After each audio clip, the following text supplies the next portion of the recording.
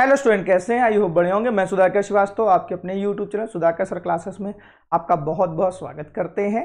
आज डेट है 5 जुलाई और अभी तक आपका सेकेंड बोर्ड का रिजल्ट अभी तक नहीं आया है। देखो, मेरा एक सजेशन है सभी 10th के बच्चों का जो 11th में जाने वाले हैं। देखो, रिजल्ट तो आता रहेगा बेटा, और रिजल्ट के इंतजार में आप 11th की पढ़ाई बिल्कुल भी स्टार्ट नहीं करे हो। देखो, 11th की पढ़ाई के लिए मिनिमम जो मंथ चाहिए होता है लगभग 8 से 9 मंथ चाहिए होता है, लेकिन बचे कितने हैं तुम्हारे पास? 6 से 7 मंथ बचे हुए हैं। तो जितने भी मंथ बचे हुए हैं रिजल्ट का इंतजार मत करिए। कल 6 जुलाई है और आप लोग स्कूल जाना स्टार्ट कर दीजिए। कोई ऑफलाइन क्लासेस अगर आपके आसपास पढ़ती रहती है, ऑफलाइन क्लासेस जरूर से जरूर ज्वाइन कर लीजिए। इसलिए ज्वाइन कर लीजिए बेटा, देखो होता क्या है, क्लास 11th जो होता है ना बेटा, जितना आपने क्लास 10th में पूरी बुक पढ़ी हुई है ना केमिस्ट्री की, उतने 2 चैप्टर होते हैं बेटा। मतलब साल भर में आपने 4 चैप्टर पढ़ा हुआ है, यहाँ पे क्लास 11th में आपको 2 बुक पढ़नी हुई। ठीक है, तो बहुत बड़ा सिलेबस होता है। और आपको बता दें, क्लास 10th में आप एक बार टॉपिक सभी बता सकते हो, क्लास 11th में नहीं कर सकते हो। और बेटा क्लास 11th में आप अगर लापरवाही करोगे ना, टाइम लोगे, तो 100% है आपका क्लास 12th खराब हो जाएगा।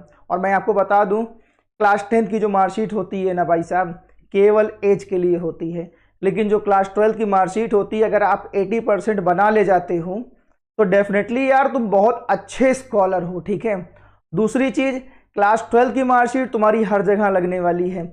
बहुत सारे ऐसे एक्सेप्शन केस होते हैं, क्लास 11th में आपने नहीं पढ़ाई करी, क्लास 12 में बहुत अच्छा कर गए हैं, लेकिन मैं आपको पर्सनल एक्सपीरियंस बता रहा हूँ, पिछले 10 साल से लगातार पढ़ा रहा हूँ, तो ऐसा देखने को बहुत कम केस देखने को मिला है किसी 11th का बच्चा 11th खराब करके 12th में टॉप कर गया हो। ठीक है, तो अगर आप 11th में 20% 25% भी क्लास 11th थाम लेते हो भाई साहब ना, तो आप क्लास 12 में सीबीएसई बोर्ड में टॉप करने का मादा रखते हो। तो भाई साहब ये समझ लो कि बच्चों के 25% 30% भी क्लास 11th में नहीं बनते हैं। ठीक है, तो बिल्कुल डिले मत करिए, स्कूल जाइए, ऑफलाइन क्लासेस करिए, ऑनलाइन पढ़ते रहिए। मैं ये नहीं कहता हूं कि ऑनलाइन कहीं पे खराब है, ऑनलाइन बहुत अच्छी है, मैं कहता हूं। लेकिन अगर आपका 1-2 बैकलॉग लग गया, फिर बैकलॉग लगते चले जाते हैं और फिर वो चीज़ें हो नहीं पाती। लेकिन जो ऑफलाइन क्लासेस होती, जो कोचिंगें होती है बेटा, वहाँ पे टीचर से आप इंट्रोड्यूस होते रहते हो, टीचर डांटता रहता है, इधर उधर करके आप 25-30% 40% तो बना ही लेते हो। मेरा ये पर्सनल एक्सपीरियंस रहा है। ठीक है, तो आप ऑफलाइन क्लासेस जरूर करिए, दूसरी चीज ऑनलाइन भी करिए। ठीक है, शाम के टाइम ऑनलाइन आप करिए, मॉर्निंग में स्कूल जाइए। स्कूल जाना एकदम जरूरी है। ठीक है, बहुत से बच्चे रहते हैं डमी एडमिशन करा लेते हैं, तो सीबीएसई में कोई भी डमी एडमिशन होता ही नहीं है। दूसरी चीज, आप अपनी इस एज में आप कोई शॉर्ट फॉर्म सक्सेस का मत बनाओ।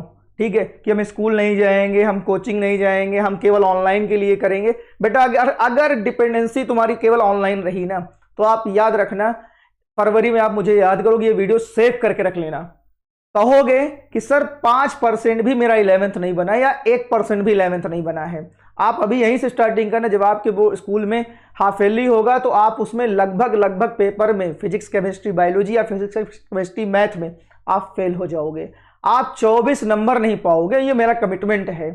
वहीं अगर आप रेगुलर बेस पे स्कूल जाते हो, ऑफलाइन क्लासेस करते हो, अगर उसके जरूरत पड़ती तो यार ऑनलाइन भी कर लो।